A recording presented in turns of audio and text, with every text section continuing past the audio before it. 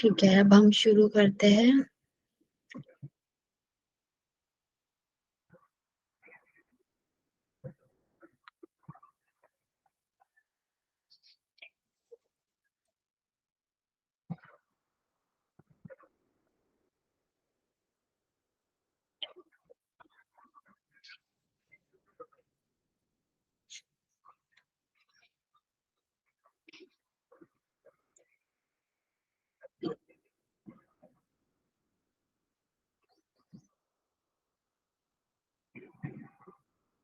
हाँ जी, तो आज हमारा टॉपिक है अध्यापन में प्रयोग होने वाले विभिन्न साधन। कल हमने यहाँ तक पढ़ लिया था। अब हाँ, तो सबसे पहला है अनेक बोर्ड, ब्लैक बोर्ड मतलब बहुत सारे तरह के बोर्ड जो हम यूज करते हैं, ब्लैक बोर्ड, व्हाइट बोर्ड्स। ठीक है, ये आएंगे इसमें। उसके बाद आते हैं बुलेटिन बोर्ड्स। बुलेटिन बोर्ड्स क्या होते हैं कि कुछ उस पे कोई भी न्यूज आएगी तो वो उस पे लगा देते हैं कि हम दूर से ही उसको देख के पढ़ सके। जैसे आ, हमारा एक चैप्टर होता था 10th क्लास में। उसमें एक ये बुलेटिन बोर्ड का ही एक चैप्टर था। उसमें क्या होता था कि कहीं पे किसी बाहर कंट्री में एक कुछ हुआ था, वहां पे बहुत ज्यादा आतंकी हमले ऐसा कुछ हुआ था। तो वहां पे एक बोर्ड लगा दिया था, एक बुलेटिन बोर्ड लगाया था जिसमें कुछ पॉइंट्स में ऐसे चिपकाया हुआ था कुछ कि आज 12 बजे के बाद ये होने वाला है, ऐसा ऐसा कुछ कुछ उसमें था। तो वो जो सारे लोग थे वो उस बुलेटिन बोर्ड को पढ़ के और फिर अपना जो छुपने का काम या फिर जो भी उनको करना था उससे रिलेटेड वो सब वो करते थे। तो मतलब बुलेटिन बोर्ड वही है कि हमें उसी टाइम कुछ न्यूज प्रोवाइड कराता है और हम उससे मतलब उस न्यूज से समझ सकते हैं कि क्या होने वाला है या क्या हुआ है। ये होता है बुलेटिन बोर्ड का। मतलब छोटे छोटे बुलेट्स में आएगी कुछ न्यूज उसमें। ठीक है, उसके बाद है ग्राफिक साधन। ग्राफिक मीन्स कोई ग्राफ्स के थ्रू हमको सिखाते हैं किसी को। जैसे आपने देखे होंगे ना कुछ ग्राफ, जो पाई चार्ट्स वगैरह बनते हैं या ग्राफ्स बनते हैं। ग्राफ के थ्रू हम कुछ किसी चीज को समझाते हैं। जैसे आ, हमारा जो डीआई वाला एग्जाम, जो डीआई वाला जो पेपर में है, पेपर 1 में, उसमें भी जो ग्राफिक साधन है मतलब ग्राफ्स के थ्रू किसी चीज को समझाते हैं। जैसे कुछ बैंक्स का वो दे दिया कि 2010 से 2020 के अंदर इन बैंक्स में कितने मेल्स कितने फीमेल्स थे, तो उनका पूरा एक ग्राफ बना दिया है ना। तो ग्राफिक साधन वो है कि हमें हेल्पफुल होते हैं इन चीजों को समझने के। ग्राफ्स के थ्रू हम वो सब चीजें समझ सकते हैं कि इतने मेल्स होंगे इतने फीमेल्स होंगे, और फिर ग्राफ बनाते हैं तो 2020 में इतने ज्यादा बढ़े, फिर उससे कम हुए, 2019 में कम थे। मतलब वो ग्राफ से हम समझ सकते हैं चीजों को। ठीक है, ये होता है ग्राफिक साधन। उसके बाद है सचित्र पाठ्य पुस्तकें। जैसे कुछ बुक्स होती है, जैसे हमारे बचपन में जो बुक्स होती थी उसमें मोस्टली सचित्र होती थी, मतलब बहुत सारे उसमें पिक्चर्स होती थी। पिक्चर्स से हम बहुत कुछ सीखते थे और उसको देख के हम कुछ ना कुछ आइडियाज लगाते थे कि इस चैप्टर में ये होगा। हमें इतना पढ़ने में तो अच्छा नहीं लगता था, लेकिन जो वो पिक्चर्स होती थी उनको देखने में अच्छा लगता था। तो जैसे मैं तो ऐसा करती थी कि जिस जिस बुक में पिक्चर्स होती थी ना उनको तो पूरा पढ़ लेती थी, और जिसमें वो बस ऐसे लिखा होता था वो मुझे बिल्कुल पसंद नहीं आती थी, उनको मैं अलग रखती थी। तो जो पिक्चर्स से मतलब हमें ज्यादा समझ में भी आता है और उनसे हम थोड़े इंटरेस्ट भी बनता है हमारा उससे। ठीक है, तो ऐसी पुस्तकें होनी चाहिए।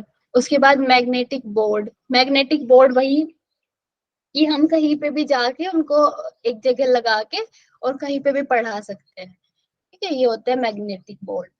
उसके बाद है मतलब बोर्ड ही होंगे वो, लेकिन वो हम कहीं पे भी यूज कर सकते हैं, कहीं बाहर गए तब भी हम उसको यूज कर सकते हैं। आज हम कहीं बाहर पढ़ रहे हैं, क्लास के अंदर नहीं पढ़ रहे, तब भी हम उसको यूज कर सकते हैं।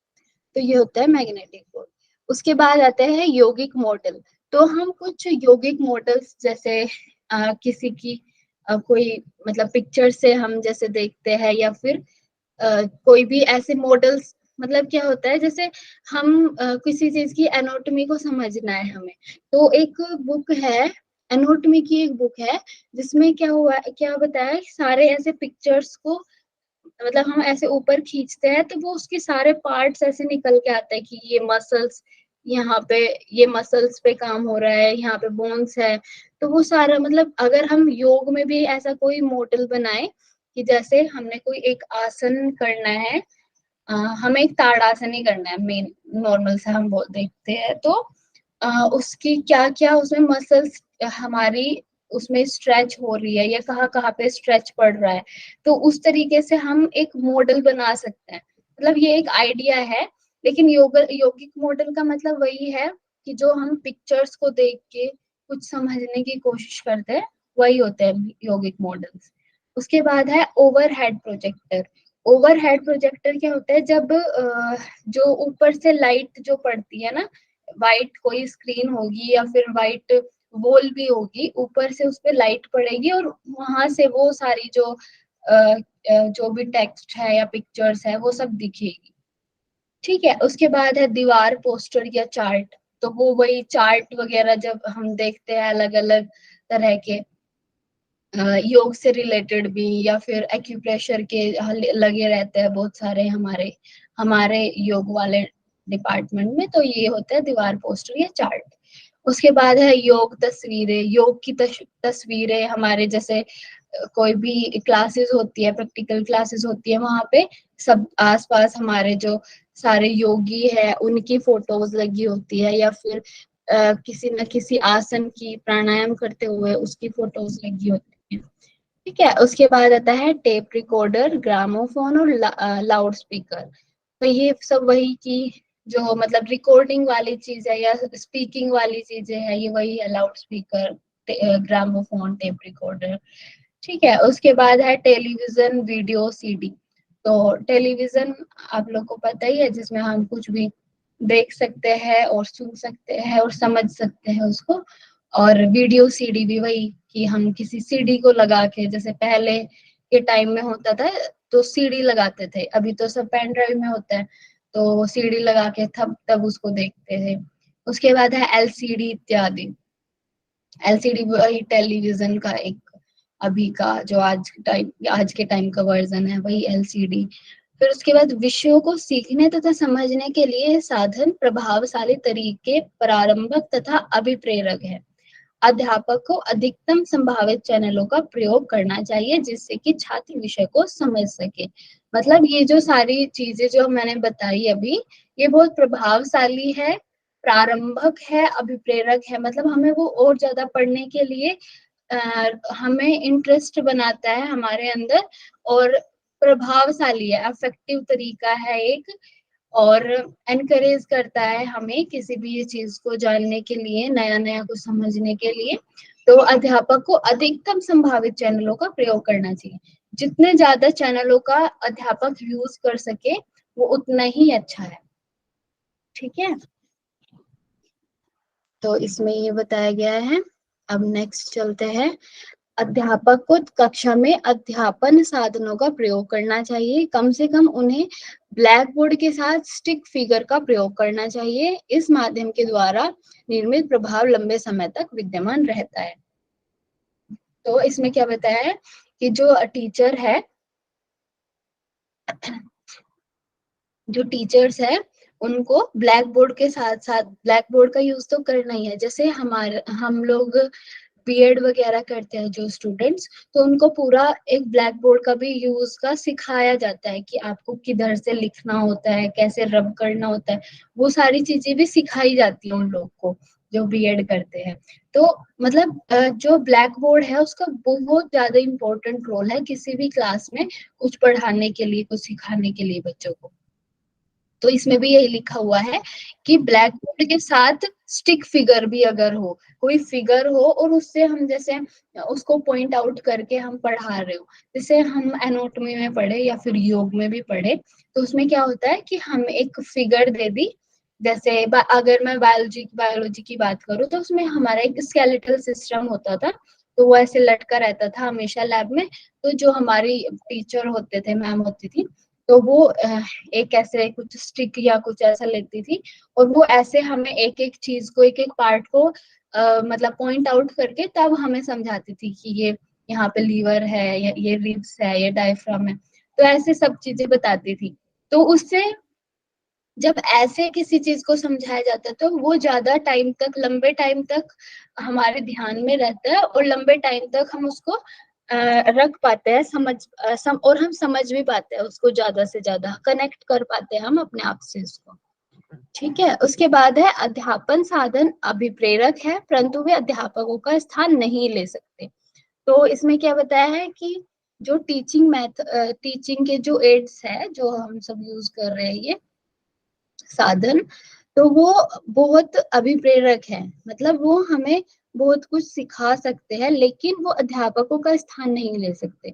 जैसे आज के टाइम में क्या हो गया कि हम लोग सोचते हैं कि हम तो ऑनलाइन पढ़ लेंगे सब कुछ, तो अभी तो हमें जरूरत नहीं है टीचर्स की या किसी क्लास लेने की। लेकिन लेकिन ना फिर वही बात आ जाती है, जब हम पढ़ते हैं ना, तो जो टीचर की वो बात है कि हम उसी टाइम उनसे कुछ पूछ सकते हैं, या फिर वो अपने तरीकों से भी अलग अलग चीजों से हमें समझा सकते हैं, तो वो थोड़ा सा आ जाता है उसमें डिफरेंस। वैसे तो ऐसा मतलब आज के टाइम में बहुत कुछ ऐसा हो गया है कि ऑनलाइन भी हम बहुत ज्यादा अच्छे से पढ़ सकते हैं, और टीचर्स ज्यादा से ज्यादा कोशिश करते हैं कि हम ऑनलाइन ही बहुत अच्छा पढ़ा दे। लेकिन फिर भी थोड़ा बहुत आ जाता है ऑफलाइन वाला कि हाँ, ऑफलाइन में हम टीचर्स के सामने बिल्कुल पढ़े। तो जैसे अभी ये ऑनलाइन क्लास है, तो ऑनलाइन क्लास का फिर भी एक अलग बात है, लेकिन जब आप मतलब और ज्यादा आप सीख सकते हो इसमें, ऑफलाइन की ही जैसी है ये। आप कभी भी कुछ पूछ सकते हो, या फिर मैं आप लोग से कुछ पूछ सकती हूँ। लेकिन अगर बात होती है जैसे रिकॉर्डिंग्स वगैरह की, तो वहां पे ये वाली बात आ जाती है कि रिकॉर्डिंग से हम उतना नहीं सीख सकते जितना हम अध्यापकों के साथ बैठ के सीख सकते हैं। ठीक है। तो कक्षा की पूरी अवधि तक अध्यापन साधनों को प्रदर्शित रखना चाहिए। फिर इसमें क्या बताया है कि जब पूरी क्लास चल रही हो, जितनी भी 45 मिनट की क्लास है, 1 घंटे की क्लास है, उस पूरे टाइम तक अध्यापन साधनों को रखना चाहिए। उस पूरे टाइम उसको प्रदर्शित रखना चाहिए, उसको प्रेजेंट रखना चाहिए। ठीक है, ताकि बच्चे उसको उस टाइम ही पूरा समझ सकें। उसके बाद है छात्रों का ध्यान केवल विषय की ओर ही दिया जाना चाहिए। कौशलों को बेहतर तरीके से सिखाया जाना चाहिए, अध्यापन का उद्देश्य पूरा हो जाता है।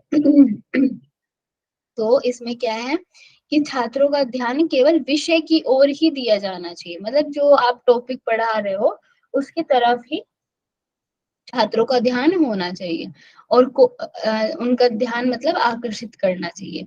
उसके बाद है कौशलों को बेहतर तरीके से सिखाया जाना चाहिए, मतलब जो स्किल्स है, कुछ स्किल्स है, तो उनको बेहतर तरीके से सिखाया जाना चाहिए। तो अच्छा, इसमें एक लाइन छूटी है, इसमें था अध्यापन का उद्देश्य पूरा हो जाता है। हाँ, इससे पहले ये था कि अगर हम ऐसा करेंगे, इस तरीके से अगर हम बच्चों को पढ़ाएंगे और बच्चे हमें उस चीज का आंसर भी दे पाएंगे, तो अध्यापन का उद्देश्य पूरा हो जाता है।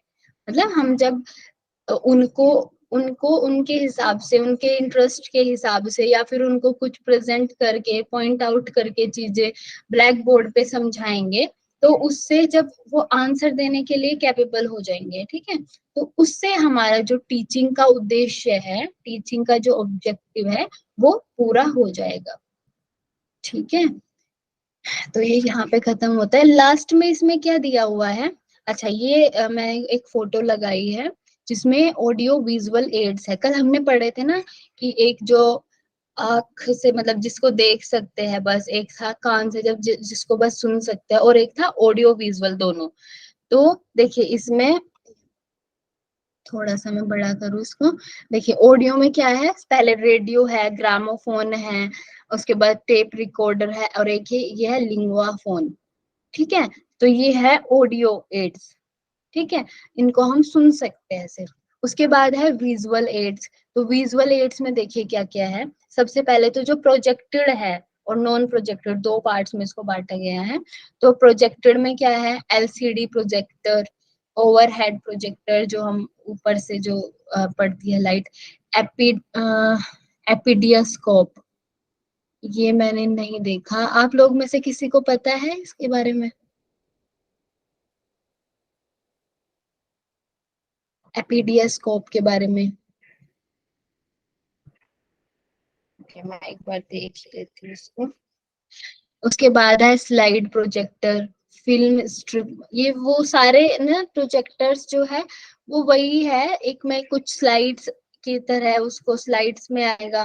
फिल्म स्ट्रिप वो जो स्ट्रिप्स वाला होता था पुराने टाइम में।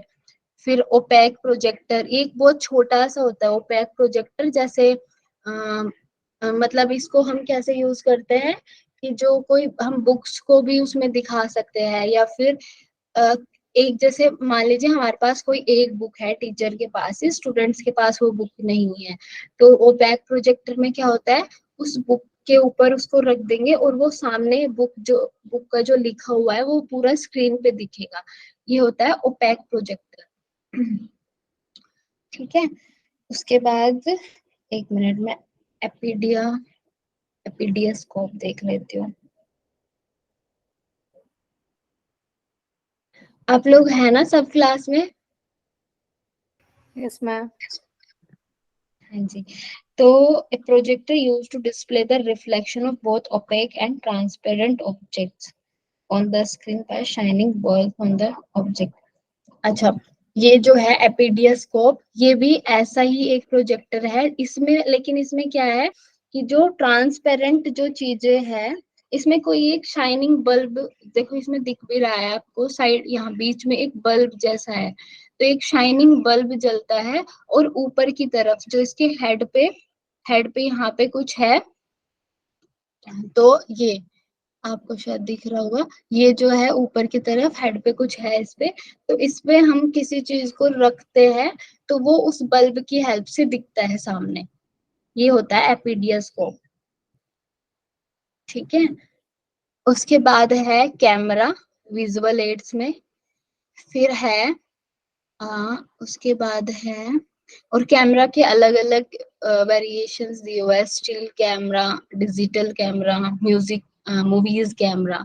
तो अलग अलग तरीके के कैमरास जो हैं उनसे हम पढ़ सकते हैं। उसके बाद है इंटरेक्टिव बोर्ड्स, इंटरेक्टिव पैनल। तो इंटरेक्टिव बोर्ड्स में भी इंटरेक्टिव बोर्ड्स वही होंगे जैसे बुलेटिन बोर्ड्स है, लेकिन बुलेटिन बोर्ड्स क्या है, उसमें हम कुछ ना कुछ लगाएंगे चिपकाएंगे। लेकिन इंटरेक्टिव बोर्ड्स क्या है, जिसमें कुछ ऑनलाइन चीजें चलती रहेगी। जैसे हम किसी मंदिर में जाते हैं, किसी बड़े से मंदिर में जाते हैं, तो उसमें पूरा अंदर का पूरा जो दर्शन वगैरह जो भी है, वो सब बाहर दिखता रहता है, वो होते हैं इंटरेक्टिव बोर्ड्स।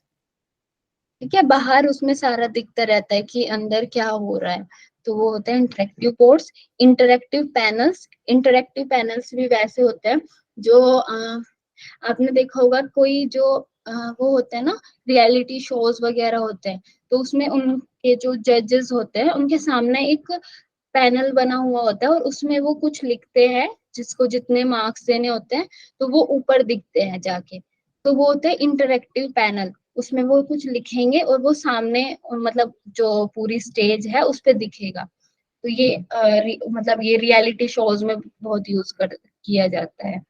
ठीक है। उसके बाद है इंटरेक्टिव पैड्स। इंटरेक्टिव पैड्स भी वही है जो छोटी पैड्स में होगा, वो मतलब पैनल तो एक बड़ा सा हो गया और वो पैड की फॉर्म में होगा, छोटा होगा, लेकिन उस पे जो लिखेंगे वो आपको सामने दिखेगा। जैसे इसको बड़ी सी क्लासरूम में यूज कर सकते हैं, जैसे कोई एमबीबीएस की क्लास है, बड़ी सी क्लास है, तो टीचर को कुछ लिख के और तब उनको दिखाना है। ठीक है। तो वो क्या करते हैं, उसको लिखेंगे उसमें आपकी जो इंटरेक्टिव पैड जो है, पैड में उसको लिखेंगे और वो सामने बोर्ड पे या जो स्क्रीन लगी होगी वो उस पे दिखेगा। ठीक है, तो ये होती है इंटरेक्टिव पैड। उसके बाद है programmable response system. Programmable response system, इसमें इसका भी एक बार देखना पड़ेगा। उसके बाद है विजुअलाइजर। विजुअलाइजर में भी वही होता है कि वो एक छोटा सा होगा, देखो जैसे आपको सामने दिख रहा होगा,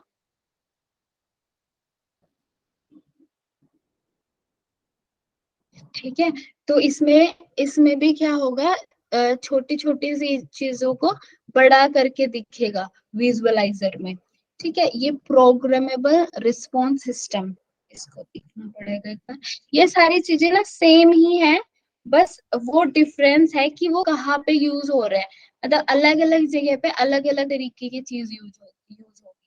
अगर कोई छोटी सी क्लास है तो उसमें हम एक प्रोजेक्टर यूज कर लेंगे नॉर्मल, ठीक है। लेकिन जैसे कोई बड़ी सी क्लास है तो हम उसमें पेन वो यूज करेंगे, पैड यूज करेंगे, या फिर कोई बहुत बड़ा कोई शो है तो उसमें हम पैनल्स का यूज करेंगे। किसी चीज को हमें बहुत बड़ा दिखाना है तो उसमें हम बोर्ड्स का यूज करेंगे। तो ऐसे ही कि अलग अलग उसके हिसाब से है, सिचुएशंस के हिसाब से है, तो वो वहां पे यूज होंगे। ठीक है। तो हमें देखना है प्रोग्रामेबल रिस्पॉन्स सिस्टम।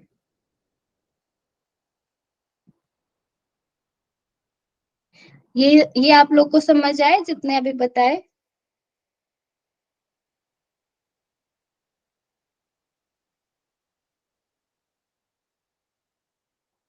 हम्म,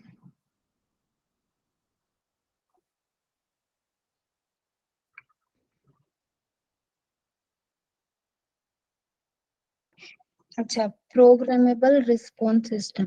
अच्छा, ये कुछ ऐसा है कि इसमें हम पहले से एक सेट कर देंगे किसी चीज को, और वो उसी टाइम रिस्पॉन्स करेगा। मतलब जैसे हम एग्जांपल दे तो हाँ, रेलवे स्टेशन पे जब कोई वो ट्रेन आती है तो उसका वो पहले से हमें मिल जाता है कि ये इस टाइम ट्रेन आने वाली है ना। वो जो लिखा हुआ सब मिलता है। तो वो होता है प्रोग्रामेबल, मतलब उन्होंने एक प्रोग्राम्ड कर दिया कि इस टाइम पे 11 बजे आपको ये दिखाना है कि जो 11:30 बजे वाली ट्रेन है वो थोड़ा लेट आएगी, ऐसा दिखाना है। तो उस पे लिखा आएगा, ठीक है, वो उन्होंने सेट कर दिया। तो वो हमें रिस्पॉन्स देगा कि इस टाइम ये ट्रेन आएगी। तो ये होता है प्रोग्रामेबल रिस्पॉन्स सिस्टम। ठीक है, ये सब समझ आए आप लोग को? Yes yes. मैम। हाँ जी। ठीक है, उसके बाद नॉन प्रोजेक्टेड विजुअल एड्स है। उसमें ये देखिए, चार्ट है, tree chart, flow chart, table chart, issues chart, pictorial chart, strip tease chart, flip chart, tabulatory chart. तो ये जो सारे चार्ट, मतलब ये सारे चार्ट्स है अलग अलग तरीके के, अलग अलग जब भी हम यूज करते हैं उनके हिसाब से है। जैसे कभी ट्री चार्ट में हमें कुछ ऐसा समझाना, मतलब ये आप लोग समझ जाओगे खुद ही। जब किसी चीज को हमें ऐसा दिखाना हो कि उसकी फैमिली से, फिर मतलब जैसे हमें योग में ही है तो हमें दिखाना है कि शिव शिव से भगवान शिव से, आदिनाथ से ये शुरू हुआ, उसके बाद गोरक्षनाथ, उसके बाद पूरा ऐसे ट्री बनाना है। तो ये ट्री चार्ट यूज होगा। मतलब ऐसा पूरा एक मतलब ब्रांचेस बनेगी जिसमें, और फ्लो चार्ट जिसमें बस पूरा एक ऐसे सीक्वेंस चलेगा, वो फ्लो चार्ट होता है। टेबल चार्ट, हम जब किसी चीज को टेबल्स में समझाते हैं। ठीक है। Issues chart, pictorial chart, striptease chart, strips वगैरह जिसमें लगा के। तो ये सारे अलग अलग तरीके के चार्ट है, आप लोग इनको एक बार देख लेना। ठीक है। उसके बाद है उसमें हमारा जो सब्जेक्ट है उसमें इतने ज्यादा तो नहीं दिए हुए, बस उन्होंने एक बताया हुआ है कि ये प्रोजेक्टर्स, चार्ट्स, ये सब यूज होते हैं। ठीक है। तो इसमें बहुत सारे ऐसे दिया हुआ है, तो आप लोग एक बार देख लेना इसको। ठीक है। उसके बाद मैप्स वगैरह दिए हुए हैं, फिर 3 डायमेंशनल विजुअल एड्स दिए हुए हैं जिसमें स्पेसिमेन, मॉडल्स, ऑब्जेक्टिव, रियल, ये सब दिया हुआ है। उसके बाद है बोर्ड्स में display board, peg board, husk loop board, ये सारे तरीके के बोर्ड्स हैं जो जो यूज होते हैं अलग अलग तरीके के। ठीक है। उसके बाद ग्राफ्स है, ग्राफ में वही लाइन, वो बार चार्ट्स और बार ग्राफ, सॉरी, और पिक्टोरियल ग्राफ्स, ये सब है। उसके बाद ग्लोब में है फिजिकल, स्पेशल, पॉलिटिकल, जो सारे अलग अलग तरीके के ग्लोब्स होते हैं, कोई आपके पॉलिटिकल जो पूरा है वो समझाता है, कोई फिजिकल कुछ समझाता है, कोई ज्योग्राफिकल कुछ समझाता है। तो वो अलग अलग तरह के ग्लोब्स होते हैं। उसके बाद देखिए ये है ऑडियो विजुअल, जो ऑडियो भी है और विजुअल भी है। तो ये आपको ये दिखेंगे LED, audio visual tape, computer, VCD और टीचिंग टीचिंग क्या लिखा हुआ है ये, एक बार ये मुझे देखना पड़ेगा। ठीक है, और जैसे पपेट्स, पपेट्स वो जो क्या बोलते हैं उनको हिंदी में, कठपुतली, कठपुतली। हाँ जी, हाँ जी भाई, कठपुतली। तो उससे पूरा समझाते हैं, वो लोग अपना हाथ पैर सब चलाते हैं और उससे हम और वो कुछ कुछ बोलते हैं, पीछे से आवाज आती है। तो मतलब वो भी उस तरीके का है। मतलब ये नॉन प्रोजेक्टेड है लेकिन ऑडियो विजुअल दोनों होता है। ठीक है, तो ये है। फिर ड्रामा है, ड्रामा भी हमें अलग अलग चीजों को सिखाता है कि वो भी नॉन प्रोजेक्टेड है बट उसमें भी देखते भी हैं हम, सुनते भी है। ठीक है, एग्जीबिशन है, कुछ एग्जीबिशन होता है कि पूरे ऐसे ग्रुप्स में बांट देते हैं कि ये बच्चे ने इस चीज पे प्रोजेक्ट बनाया, ये इन्होंने इस चीज पे प्रोजेक्ट बनाया है। और फिर वो कोई पूरा पैनल आता है, पूरे टीचर्स वगैरह आते हैं और वो सबको देखते हैं। मतलब वो एग्जीबिशन एक तरीके से हर चीज को देखते हैं, फिर वो उसको मार्किंग वगैरह करते हैं। ठीक है, उसके बाद field trips, local school trips, community trips, educational trips. तो फिर हम ट्रिप्स के अकॉर्ड मतलब ट्रिप्स के थ्रू भी हम बहुत सारी चीजों को सीखते हैं। जैसे हमारा कोई एजुकेशनल ट्रिप होता है तो हमें अलग अलग जगह पे लेके जाते हैं और वहाँ की हिस्ट्री वगैरह को बताते हैं, वहाँ पे अभी क्या चलता है वो सब बताते हैं, वहाँ का सोशली क्या एनवायरनमेंट है वो सब बताते हैं। तो हम इन सब चीजों से भी बहुत कुछ सीखते हैं, हम देखते भी हैं उनको और सुनते भी हैं और सीखते हैं उनसे। ठीक है, फिर उसके बाद देखिए इसमें कुछ लिखा है, cinema, documentary film, substitution table, language game. तो ये सब यही है कि जैसे मूवीज के थ्रू भी हम बहुत कुछ चीजें सीखते हैं आज के टाइम में। आज के टाइम में सब ऐसी मूवीज बनाते हैं कि जिससे हमें कुछ सीखने को भी मिले। ठीक है, तो ये सारे हैं आपके एड्स। यहाँ पे ये जो 6 चैप्टर है आपका खत्म होता है और इसमें देखिए लास्ट में निष्कर्ष में जो हमने 5th चैप्टर में पढ़ा था ना, दृश्य श्रव्य साधन। तो इसमें निष्कर्ष में यही बताया गया है कि जो ऑडियो विजुअल जो साधन है उनका बहुत ज्यादा महत्व है और वो बहुत ज्यादा अच्छा रोल प्ले करते हैं हमें कुछ भी सिखाने में। तो निष्कर्ष में इसमें भी 6 चैप्टर में भी यही दिया गया है कि जो ऑडियो विजुअल चीजें हैं, एड्स हैं, वो हमें बहुत कुछ सिखाती है और ये बहुत इम्पोर्टेंट है। ठीक है, इसमें भी यही बताया गया है।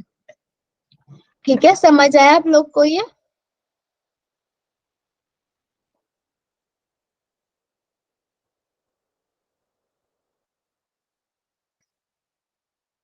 हेलो, हाँ जी,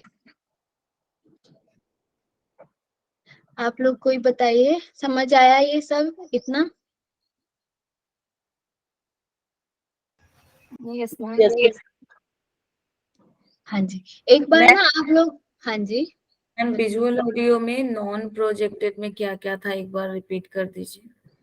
अच्छा नॉन प्रोजेक्टेड में वही था, एक तो पपेट था, ठीक है, एक ड्रामा था, एक जब हम किसी ट्रिप्स पे जाते हैं उससे जो सीखते हैं वो था।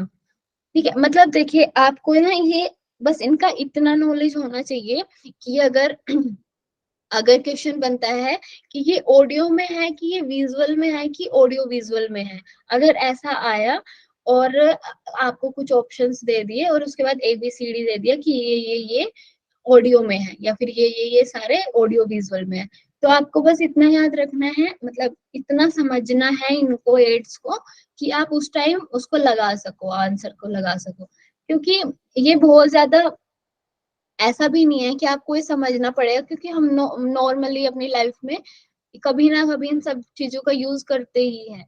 है ना। तो ये हम लोग के लिए इतना भी ज्यादा हार्ड या टफ नहीं है कुछ, कि हम लोग इसको बहुत ज्यादा पढ़ेंगे, इसको डीपली पढ़ेंगे। आप लोग एक एक बार इनको सबको देखोगे तो आपको खुद ही समझ आ जाएगा कि हाँ ये ऑडियो में आएगा, ये विजुअल में आएगा, ये ऑडियो विजुअल में आएगा।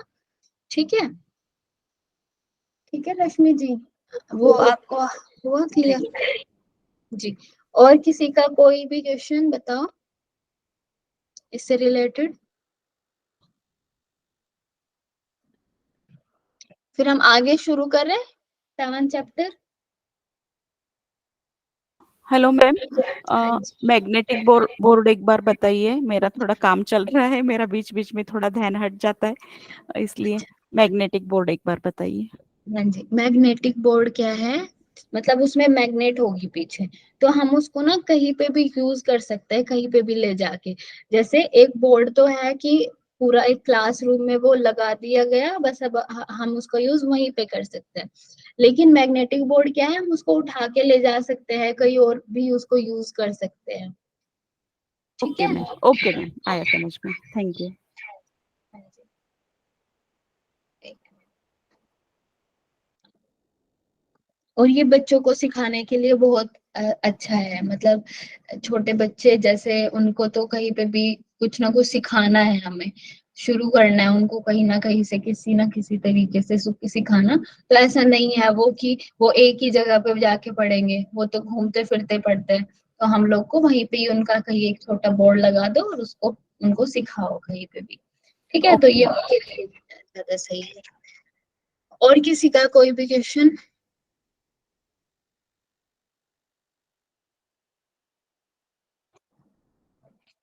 सब क्लियर है आप सबको?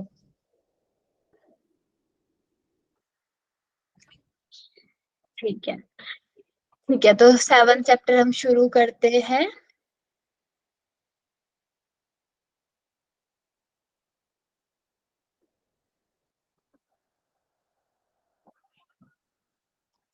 आप एक बार देख भी लो, ये नॉन प्रोजेक्टेड में उन्होंने पूछा था मेरे से, तो इसमें देखो एग्जीबिशन भी था। हाँ, मैंने एक चीज छोड़ दी थी, एग्जीबिशन भी है इसमें। ठीक है। हाँ जी। तो बताया तो था मैम आपने। अच्छा, ये सब बुक में नहीं दिया ना? ये जो ये वाला है ना, जो ये अलग हम्म, से जो मैंने डाला है, ये ओके बुक में नहीं दिया। बुक में बस इतना दिया हुआ है। ओके, पर हाँ जी। इतना याद रखे तो भी ठीक है ना? हाँ, उतना भी ठीक है, लेकिन बस मैंने आपको ये इसलिए Yes. दिखा दिया कि अगर ऐसा कोई क्वेश्चन बनता है कि आपको कुछ ऐसा दे दिया जो इसमें नहीं है ना, दे सकते हैं, ऐसा भी दे सकते हैं। तो आप कंफ्यूज ना हो उसमें कि ऑडियो और विजुअल में कौन सा नहीं होता, या फिर ऑडियो में सिर्फ कौन सा होता है।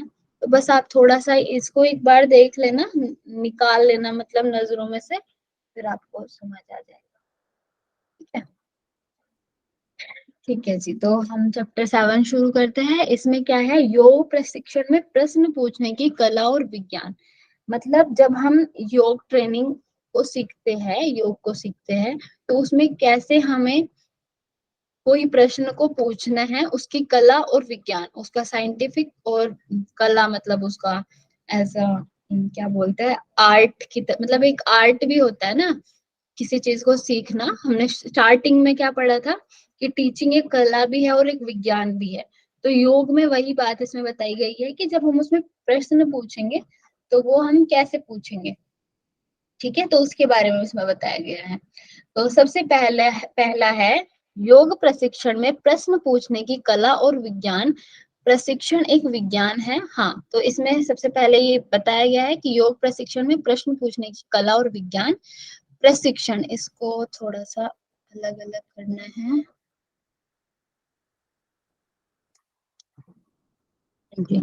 तो इसमें क्या है, प्रशिक्षण एक विज्ञान है। प्रशिक्षण का मतलब पहले आप समझ लीजिए, ट्रेनिंग। ठीक है, शिक्षण मतलब टीचिंग और प्रशिक्षण मतलब ट्रेनिंग।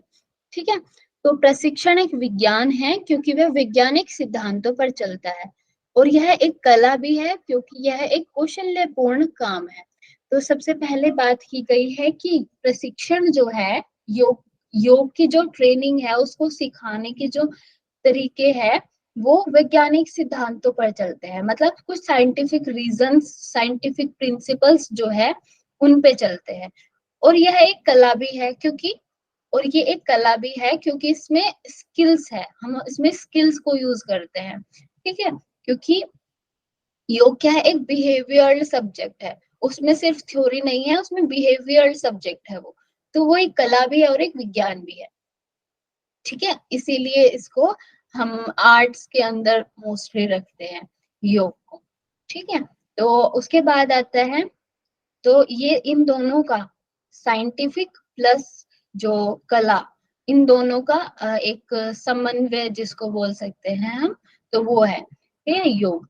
उसके बाद है प्रश्नोत्तर वाली प्रशिक्षण पद्धति, प्राचीन, सक्षम और लोकप्रिय है। शिक्षक को यह पता चलता है कि शिष्य को समझ में आया या नहीं। तो जो प्रश्नोत्तर है, जब हम प्रश्न उत्तर करते हैं तो वो एक बहुत पुरानी पद्धति है, प्राचीन पद्धति है, क्योंकि वो हमें प्राचीन, सक्षम और लोकप्रिय है, मतलब प्राचीन है, सक्षम है, मतलब हमें सिखाने में सक्षम है, और लोकप्रिय है, और लोकप्रिय है, ठीक है। बहुत क्या बोलते हैं लोकप्रिय को, मतलब बहुत लोगों को पसंद है वो, ठीक है। तो पॉपुलर। हाँ जी, हाँ जी भाई, ठीक है। तो शिक्षक को यह पता चलता है कि शिष्य को समझ में आया या नहीं, तो हमें प्रश्नोत्तर से पता चल जाता है कि आप लोग को समझ में आया कि नहीं किसी भी चीज को। उसके बाद है कई प्रकार के प्रश्न होते हैं, सामान्य, प्रगति, विचार करने वाले, गहन सोच विचार वाले, तुलनात्मक और सोचने पर मजबूर करने वाले। तो कुछ सवाल कैसे होते हैं हमारे कि सामान्य, जो जनरल क्वेश्चन, जैसे मैंने आपसे कुछ पूछा कि इसमें क्या था, ठीक है। कुछ प्रगति करने वाले, हमें मतलब प्रोग्रेस देने वाले, कि हम इसमें और थोड़ा सोचेंगे, अपने दिमाग से भी सोचेंगे, तो वो वाले। उसके बाद विचार करने वाले, जिसमें हम एक सोच में पड़ जाते हैं कि हाँ ये सही है कि नहीं है, ऐसा जब हम सोचते हैं तो ये थोड़े विचार करने वाले, ठीक है। गहन सोच विचार वाले, ये भी वही है कि जिसमें हम एक गहरी सोच में पड़ जाए कि भाई ये इस बात भी सही है, ये बात भी सही है, तो मुझे क्या अपनाना है, ठीक है। तो ये सोच विचार वाले। उसके बाद है तुलनात्मक, जब हम किसी चीज में कंपैरिजन करते हैं कि मतलब ये ज्यादा इम्पोर्टेंट है कि ये ज्यादा इम्पोर्टेंट है, या फिर दोनों इम्पोर्टेंट है, तो हमें क्या काम पहले करना चाहिए, ठीक है। तो ये है तुलनात्मक। उसके बाद है सोचने पर मजबूर करने वाले, तो जो हमें सोचने पर मजबूर करते, ऐसे वाले सवाल, ठीक है। उसके बाद है कठिन प्रश्न, शिक्षित विद्यार्थियों को पूछने चाहिए, और सरल प्रश्न, कम शिक्षित विद्यार्थियों को, सभी प्रश्न योग्य विद्यार्थियों को प्रेरित करने वाले हो। मतलब जैसे हमें समझ में, टीचर्स को समझ में आ जाता है कि किस, कोई स्टूडेंट मतलब बहुत ज्यादा, अब हर तरह के स्टूडेंट्स है क्लास में, कोई एवरेज स्टूडेंट्स है, कोई बहुत ज्यादा होशियार स्टूडेंट्स है, इंटेलिजेंट है, तो हम लोग को समझ में आ जाता है ऐसा। तो लेकिन हमें उसी तरीके के सवाल पूछने चाहिए। अगर कोई हार्ड सा क्वेश्चन है, कोई टफ क्वेश्चन है, तो हमें वो उस बच्चे से पूछना चाहिए जो उसका आंसर दे सकता है, ठीक है, जो थोड़ा इंटेलिजेंट है। और जो थोड़े सरल क्वेश्चन है वो हमें एक एवरेज बच्चे से पूछने चाहिए। तो उसमें उन दोनों का कॉन्फिडेंस बढ़ता है कि हाँ मैंने भी क्वेश्चन आंसर दिया, और जो थोड़ा एवरेज बच्चा है उसको भी कॉन्फिडेंस आएगा कि हाँ मैंने भी अपना कुछ आंसर दिया, ठीक है। तो हमें उनका कॉन्फिडेंस बना के रखना है बच्चों का, और उसके लिए हमें उनसे इसी तरीके के क्वेश्चंस पूछने हैं। उसके बाद है प्रश्न अर्थपूर्ण हो, संदेह पैदा करने वाला ना हो, ठीक है। तो जो प्रश्न है वो कैसा होना चाहिए, अर्थपूर्ण होना चाहिए, वो ऐसा संदेह पैदा करने वाला ना हो। जैसे पहले हमने कुछ क्वेश्चन आया हमारे दिमाग में, तो हमने वो पूछा, मतलब वो थोड़ा अर्थपूर्ण होना चाहिए, वो हमारे टॉपिक से रिलेटेड होना चाहिए, ठीक है। ऐसा नहीं कि हमें ही संदेह हो जाए कि हाँ ये भी बात सही है, ऐसा हमें ना लगने लगे, तो वो उस तरीके से होना चाहिए प्रश्न, ठीक है। उसके बाद है योग प्रशिक्षक पूरा प्रश्न विनम्रता पूर्वक पूछे। तो जो योग प्रशिक्षक है वो सारे प्रश्न को विनम्रता पूर्वक, धैर्य पूर्वक पूछे, अतः पाठ सिखाते समय शिक्षक सरल प्रश्न पूछे और कठिन प्रश्न पूछे। तो जब हम पाठ सिखाते हैं, जब हम आप लोग को कुछ पढ़ाते हैं, तो उसमें हमें सरल और कठिन दोनों तरीके के प्रश्न पूछने चाहिए। ठीक है, क्लियर है इतना? Yes, ma'am. अच्छा, आप लोग की जो 9 बजे वाली क्लास थी वो अभी हो रही है ना? नहीं मैम, खत्म हो गई है। अच्छा आज अच्छा, हाँ जी। आज है, मुझे लग रहा है कि मैसेज में आज था 9 से 10। आज एक्चुअली था? वो कल ही खत्म हो गई, पर वो ना कल का ही मैसेज फॉरवर्ड किया होगा लिंक का, इसलिए वो साथ में आ गया होगा। अच्छा अच्छा, तो मतलब मैं 5-7 मिनट और ज्यादा ले सकती हूँ ना, ऐसा हाँ अगर ना, आप लोग कंफर्टेबल है तो? आप जितना चाहे ले लो मैडम। खत्म अच्छा, कर दो, खत्म कर दो एक बार। हाँ जी। जितना चाहे उतना नहीं। मैम खत्म कर दो, आज में बोली एंड कर दो टॉपिक का। इतना मनी क्वेश्चन आंसर। मनीषा को नहीं मैम, टाइम कम है ना, सिलेबस अभी को एग्जाम खत्म भी कर पास दो। आ रही है। हाँ, खत्म हाँ, करो। इसके लिए फिर प्रैक्टिस होता है हाँ ना, पढ़ना होता है इसके लिए। हाँ जी, नहीं नहीं, जितना मैं कर सकती हूँ आज कर दूंगी उतना। लेकिन आप सब लोग कंफर्टेबल है ना? ऐसा तो नहीं है कि किसी को कुछ और काम है तो वो भी देखना पड़ता है ना। और मैं ऐसा होगा कल क्वेश्चंस पूछोगी तो आ भी सकता है, नहीं भी सकता है। आप बाद में पढ़ेंगे हम लोग, आप सिखाइए। हाँ जी, ठीक है, मैं थोड़ा सा कराती हूँ। और मुझे ना आपको लोग को एक और चीज बतानी थी थोड़ी सी, मतलब आप लोग के एग्जाम के लिए, तो वो भी मुझे बताना था, तो इसलिए भी मैं पूछ रही थी। ठीक है, इसको हम थोड़ा सा करते हैं, उसके बाद मैं आपको कुछ बताऊंगी।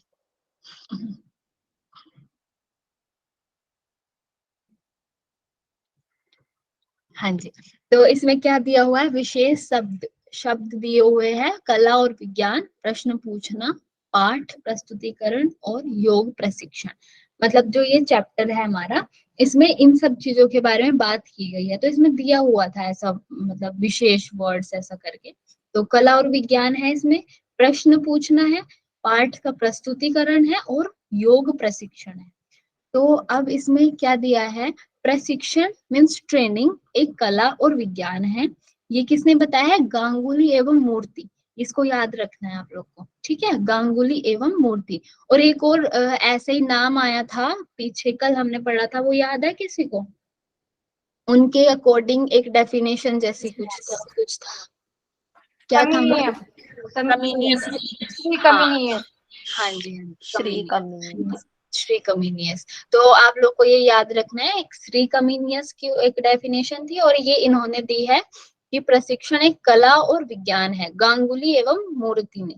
ठीक है, प्रशिक्षण एक विज्ञान है क्योंकि वह वैज्ञानिक सिद्धांतों पर चलता है, क्योंकि वो साइंटिफिक प्रिंसिपल्स पर चलता है। ठीक है, तो शिक्षण के सिद्धांत की विधि नहीं बना सकते जैसे गणित में होता है।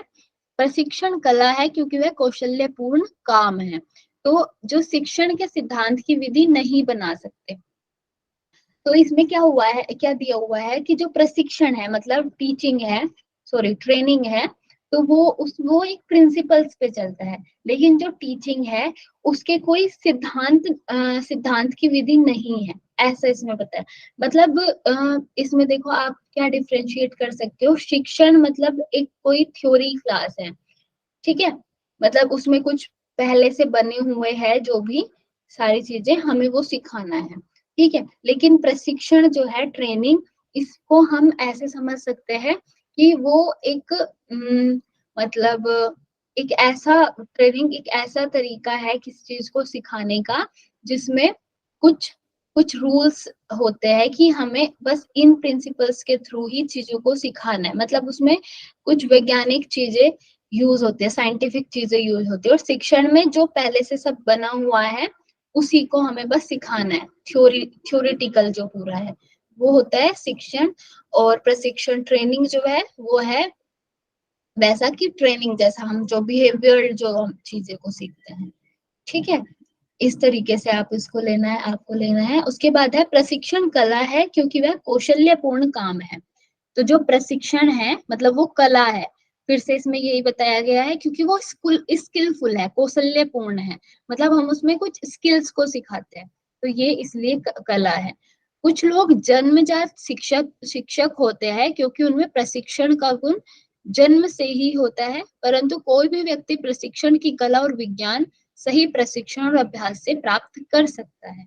तो एक चीज ये है कि कोई कोई जो बच्चे होते हैं वो पहले से ही मतलब जन्मजात जीन से, जैसे किसी के पेरेंट्स टीचर हैं तो वो जो बच्चा है वो चाहे कुछ और भी बन जाए, मतलब वो चाहे डॉक्टर बन जाए या फिर कोई इंजीनियर बन जाए, कुछ भी बन जाए, लेकिन उसके अंदर जो सिखाने वाला तरीका है ना, कि टीचिंग जो स्किल है उसके अंदर टीचिंग की, कि वो किसी चीज को किसी को भी कुछ समझा सकता है, तो वो उसके अंदर ना पहले से ही होगी, उसके जीन्स में आ जाएगी वो चीज। तो कभी कभी ऐसा होता है कि हमारे जो कुछ कोई टीचर्स है वो भी उस चीज को उतना अच्छे से नहीं समझा पाते, बल्कि जो लोग टीचर है भी नहीं लेकिन उनके पास एक स्किल है सिखाने की, वो सिखा देते हैं। और कोई कोई क्या होता है जो टीचर भी है लेकिन उनके अंदर मतलब थोड़ा वो है कि उनको बहुत ज्ञान है, बहुत नॉलेज है उनको, लेकिन वो सिखाने में उतने सक्षम नहीं है। मतलब वो अपने अपने लेवल पे अपने लिए बहुत अच्छा अच्छा कुछ कर सकते हैं, लेकिन जब बात आती है स्टूडेंट्स को सिखाने की तो वो उसमें उतने ज्यादा अच्छे नहीं होते, या उतने ज्यादा वो सिखाने में या टीचिंग उनकी जो स्किल है वो अच्छी नहीं होती। तो ये चीज का थोड़ा सा फर्क पड़ता है हमारी उससे, हमारी जीन्स से भी, कि हमारे जो पेरेंट्स हैं या फिर हमारी खुद की जो पहले का या तो कुछ होगा ऐसा कुछ, तो इसमें मतलब जन्मजात होता है किसी किसी के अंदर शिक्षक के गुण। ठीक है, इसमें ऐसा बताया है। फिर उसके बाद परंतु कोई भी व्यक्ति प्रशिक्षण की कला और विज्ञान सही प्रशिक्षण और अभ्यास से प्राप्त कर सकता है, लेकिन कोई भी व्यक्ति, ठीक है, जैसे कि मैं हूँ, मेरा कोई ऐसा बैकग्राउंड नहीं है कि मेरे टीचर्स हैं पापा मम्मी, तो लेकिन क्या है कि हम लोग सीख सकते हैं इस चीज को। मतलब ऐसा नहीं है कि अगर कोई किसी के अंदर पहले से ही है तो वही बस वो होगा कि वो उनके पास एक पॉजिटिव पॉइंट होगा कि हाँ उनको पहले से ही आता है तो वो और इसको बढ़ाएंगे तो और ज्यादा अच्छा कर लेंगे। लेकिन जिनको नहीं आता टीचिंग करना, लेकिन अगर वो किसी ऐसे पर्सन के साथ रहे जिन जो उनको अच्छे से ट्रेनिंग दे सिखाने की, मतलब टीचिंग की, तो वो बहुत अच्छा सीख सकते हैं। यही इसमें लिखा हुआ है कि प्रशिक्षण की कला और विज्ञान सही प्रशिक्षण, सही ट्रेनिंग और अभ्यास प्रैक्टिस से प्राप्त कर सकते हैं। ठीक है, उसके बाद है प्राचीन समय में जब ऋषि सिखाते थे, प्रश्नों से शिक्षण होता था। ठीक है, तो पहले ही हमने सबसे पहला जो चैप्टर था हमारा उसमें हमने ऐसा कुछ पढ़ा था, क्या पढ़ा था बताइए तो। टीचर सेंटर था पहले, उसमें ऋषि वो पढ़ाते थे और सब बच्चे ध्यान से सुनते थे गुरुकुल और पद्धति टेक्नोलॉजी में दिया जाता था। हाँ जी हाँ जी, ठीक है, बिल्कुल ठीक है। तो इसमें यही है कि पहले प्राचीन समय में जो ऋषि सिखाते थे प्रश्नों के द्वारा सिखाते, कुछ क्वेश्चंस करते थे या फिर उनके जो छात्र है वो प्रश्न करते थे तब वो उनको आंसर देते थे। ठीक है, तो भगवत गीता में संदर्भ मिलता है परिप्रश्न सेविया। तात्पर्य यह है कि प्रश्नोत्तर के द्वारा गुरु मतलब शिक्षक अपने शिष्यों के प्रश्नों का हल कर सकते हैं, करते थे। ठीक है, ये भगवत गीता में मिला है। उसके बाद है अ, उसके बाद है प्रशिक्षण के सभी प्रकारों में ये घरोटे और गांगुली इन्होंने दिया है। यह प्रश्नोत्तर वाली विद्या बड़ी पुरानी है और आज भी बड़ी सक्षम और लोकप्रिय है। ठीक है, देखिए दो नाम आपको याद रखने हैं, एक तो गांगुली एवं मूर्ति और एक है घरोटे और गांगुली। ठीक है, और एक इसके राइटर ही है ना मैम, ये बुक के राइटर ही है ना, वो योगाभ्यासों के अध्यापन विधियों के राइटर है।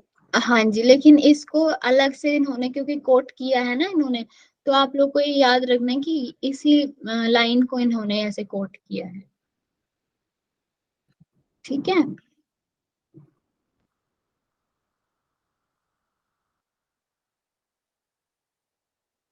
हाँ जी। उसके बाद प्रश्न पूछने का हेतु। तो प्रश्न पूछने का हेतु शिक्षक को बच्चे की क्षमता का पता चलता है और उसके आगे पीछे की स्थिति समझ में आती है। ठीक है, प्रश्न पूछने का कारण क्या है? तो इसमें बताया है कि प्रश्न पूछने का हेतु शिक्षक को बच्चे की क्षमता का पता चलता है। हमें आ, शिक्षक वो बच्चों की क्षमता का पता चलता है और उसके आगे पीछे की स्थिति समझ में आती है कि उन्होंने उनके पास्ट के बारे में भी समझ में आता है कि उन्होंने पास्ट में कैसा पढ़ा होगा या फिर उनका जो मतलब उनका बैकग्राउंड क्या होगा, वो सब हमें समझ में आता है। उसके बाद है प्रश्न पूछने का हेतु। अच्छा, इसका इन्होंने पाठक और त्यागी ये एक नाम दिया है। तो इसमें क्या है, विद्यार्थी को प्रेरित कर विषय की तरफ उसका, ये सारे पॉइंट्स है 10 पॉइंट्स, विद्यार्थी को प्रेरित कर विषय की तरफ उसका ध्यान खींचने में मदद मिलती है। तो जब हम प्रश्न पूछते हैं तो जो स्टूडेंट्स हैं उनको प्रेरणा मिलती है, प्रेरित होते हैं वो, और उनका जो ध्यान है हम अपनी तरफ खींच पाते हैं। अगर वो पूरी क्लास में भी नहीं पढ़ रहे तो जब हम उनको बोलते हैं कि हम अभी कुछ टाइम के बाद आपसे पूछेंगे तो एकदम बच्चे ध्यान देने लगता है कि हाँ ये पढ़ा रही है टीचर। ठीक है, तो मतलब उनका ध्यान खींचने में मदद मिलती है, रुचि बढ़ाता है और प्रश्न पूछने वाली क्षमता बनती है जिससे खाली ना बैठने में मदद होती है। तो ये क्या है, रुचि हमारी जो किसी चीज में रुचि बढ़ाता है, इंटरेस्ट पैदा करता है, प्रश्न पूछने वाली क्षमता बनती है जिससे खाली ना बैठने में मदद मिलती है, अलग अलग जो क्वेश्चंस आते हैं दिमाग में। क्योंकि अगर कोई स्टूडेंट उस चीज को पढ़ रहा है अच्छे से, ठीक है, टीचर ने बोला कि आप लोग को ये अभी बताना है, मुझे आंसर करना है, तो जब वो स्टूडेंट उसको ध्यान से पढ़ेगा तो उसके दिमाग में कुछ ना कुछ क्वेश्चंस आएंगे। ठीक है, तो उसके इंटरेस्ट बढ़ेगा उस चीज में। उसके बाद है शिक्षक बच्चे की क्षमता समझता है और वह कौन से विषय में रुचि लेता है वो भी समझ में आता है। तो जब हम किसी चीज को ऐसा ऐसे पढ़ेंगे तो जो बच्चे हैं उनकी हमें क्षमता पता चलेगी कि वो कितना समझते हैं और किस सब्जेक्ट को कितना ज्यादा समझते हैं। ठीक है, किस सब्जेक्ट में ये सबसे ज्यादा अच्छा है। ठीक है, ये चीज समझ में आएगी। उसके बाद है शिक्षक को यह भी पता चलता है कि बच्चे को उसकी समझ आई है या नहीं, जिससे वह विषय में आगे बढ़ पाता है। शिक्षक को यह भी पता चलता है कि बच्चे को उसकी समझ आई है या नहीं, कुछ इसमें कुछ मिसिंग है। अच्छा, मैं देखती हूँ फिर इसको वापस से। तो इसमें अच्छा, इसका यही मतलब होगा, मैं ऐसे बता देती हूँ आपको। तो इसमें यही मतलब है कि जो जब शिक्षक को ये समझ आ जाता है कि इस बच्चे का इस सब्जेक्ट में इंटरेस्ट है तो वो उसको आगे बढ़ाने में हेल्प करता है, टीचर भी उसको उसी सब्जेक्ट में आगे बढ़ाने को हेल्प करता है। जैसे कोई मत मान लीजिए हमारा कोई किसी को बायोलॉजी पसंद है, किसी को मैथ्स पसंद है, ठीक है, तो हमारी कोई क्विज होने वाली है। ठीक है, तो क्या करेंगे टीचर्स, क्या करेंगे, टीचर्स को पता है कि ये जो बच्चे हैं, इतने बच्चे, इनको मैथ्स इनका बहुत अच्छा है, और किसी को बोलेंगे इनकी बायोलॉजी बहुत अच्छी है। तो क्या करेंगे वो, उनको बोलेंगे कि आप लोगों को, बायोलॉजी वाले जो बच्चे हैं उनको बोलेंगे आपको आपको क्विज मतलब आपकी क्विज है, तो आपको ये बायोलॉजी जो सब्जेक्ट है इसको पूरा तैयार करना है। ठीक है, इतने इतने चैप्टर्स तैयार करने। तो मतलब टीचर को समझ आ जाएगा ना, जबकि ये बच्चा इसमें बहुत अच्छा कर सकता है, तो वो उसी चीज को उसको ज्यादा कराएंगे, उसको उसी चीज की तरफ ज्यादा ले जाएंगे, उसका इंटरेस्ट उसमें ही बढ़ाएंगे।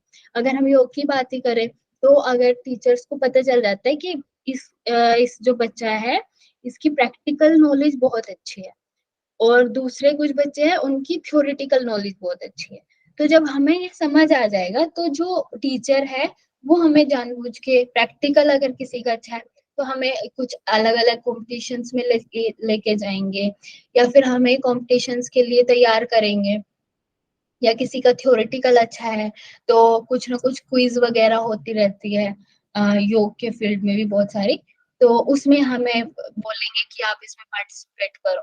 तो इस तरीके से मतलब जब टीचर्स को समझ आ जाता है हमारी पॉजिटिविटी और नेगेटिविटी, तो वो उसी तरीके से हमें आगे बढ़ाते हैं।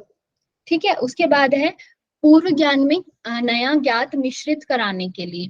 तो जो हमें पहले से ज्ञान है, किसी भी चीज का नॉलेज है, उसमें और कुछ नया नए को उसमें और ज्यादा मिक्स कराने के लिए इसलिए भी हम प्रश्न पूछते हैं। ठीक है। उसके बाद है बच्चे को सोचने देते हैं और सोचने की आदत डालता है। तो जब हम प्रश्न पूछते हैं तो वो बच्चों को और ज्यादा चीजों को सोचने में और उस सोचने की आदत डालने में हेल्प करता है। उसके बाद है बच्चे की मुश्किल समझने के लिए है। जैसे हमने कुछ प्रश्न पूछा और उसके बाद आपने कोई आंसर दिया, तो आपको अगर वो आंसर देने में कुछ प्रॉब्लम हो रही है या फिर आप किसी पर्टिकुलर चीज को नहीं समझ पा रहे हो, तो हमें वो समझ आ जाएगा, टीचर को समझ आ जाएगा कि मतलब इस बच्चे को इस चीज में मुश्किल हो रही है इसको समझने में। तो ये भी हमारे लिए हेल्पफुल होगा। उसके बाद प्रश्न अगर शिक्षक को अच्छे लगे तो वह समझ सकता है उसका प्रशिक्षण सफलतापूर्वक है।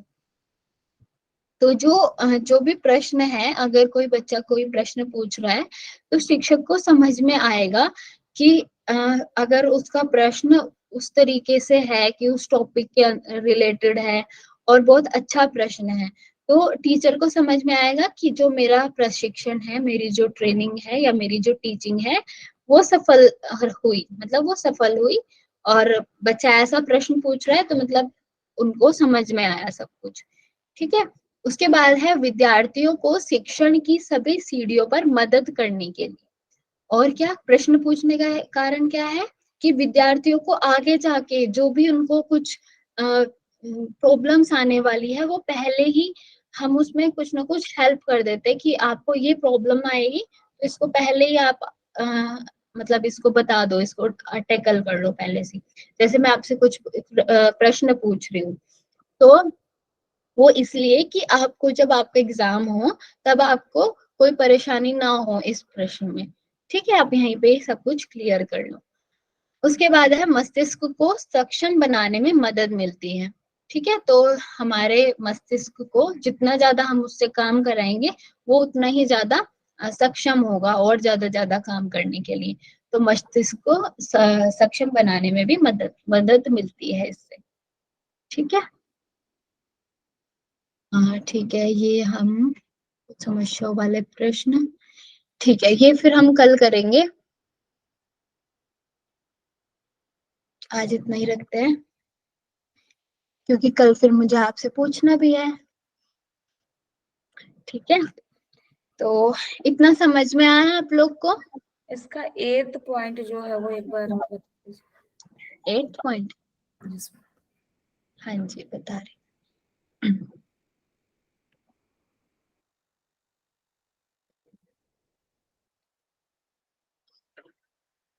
मैम और उसके बाद में पिछली वाली स्लाइड एक बार दिखा दीजिए।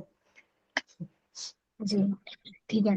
प्रश्न अगर शिक्षक को अच्छे लगे तो वह समझ सकता है उसका प्रशिक्षण सफलतापूर्वक है। ये बच्चों के लिए बात की गई है। अगर बच्चों ने उनसे जो शिक्षक है उससे उनसे प्रश्न पूछा, ठीक है, तो टीचर को समझ में आएगा कि हाँ इसने इतनी सारी चीजें समझ ली तब इसके मन में ये क्वेश्चन आया है। ठीक है, मतलब जैसे मैंने आप लोग को सब कुछ पढ़ाया और फिर मेरे पास कोई प्रश्न आता है कि मैम ये 8th क्वेश्चन क्या है, तो मतलब मुझे समझ आएगा कि आपने और सारे जो पॉइंट्स है वो आप लोग को समझ में आ गए, 8th जो पॉइंट है उसमें थोड़ी सी दिक्कत है समझने में। ठीक है, तो मतलब जो प्रश्न है, जो प्रश्न जब आप पूछते हैं तो हमें समझ में ये आएगा कि और सारी चीजें बच्चे के समझ में आई तब उनके पास ये प्रश्न आया। ठीक है। Okay ma'am. हाँ जी, ऐसा बोलते हैं ना कि प्रश्न भी तो उनके दिमाग में आएगा जो पढ़ के आएगा, ऐसा बोलते हैं ना टीचर्स हमेशा हमें। तो या तो कोई पढ़ के आया होगा तब उनको समझ आएगा, मतलब कोई प्रश्न आएगा, या फिर जिसने पढ़ा ही नहीं होगा उसको तो क्या ही आएगा मतलब कोई प्रश्न तो उनके दिमाग में क्या आएगा। ये तो सारी चीजें समझ में आ गई तब कोई प्रश्न नहीं आता, या तो कुछ समझ में ही नहीं आया तब कोई प्रश्न नहीं आता, ऐसा बोलते हैं टीचर्स हमारे। ठीक है, तो हम मैम आगे। एक बार पिछली वाली स्लाइड दिखा दीजिए। हाँ जी, कौन सी, यही? हाँ एक मिनट। हाँ मैम जी चलेगा। ठीक है। आप कुछ बताने वाली हैं मैम?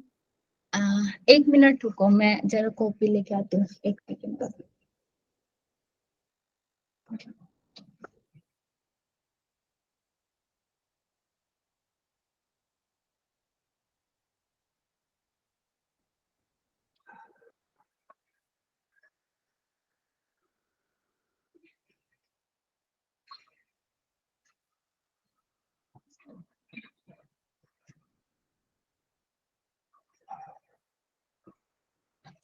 सॉरी, वो अभी कॉपी मुझे नहीं मिल रही, मुझे आप लोग को बताना था, लेकिन मैं आपको कल उसको बताऊंगी।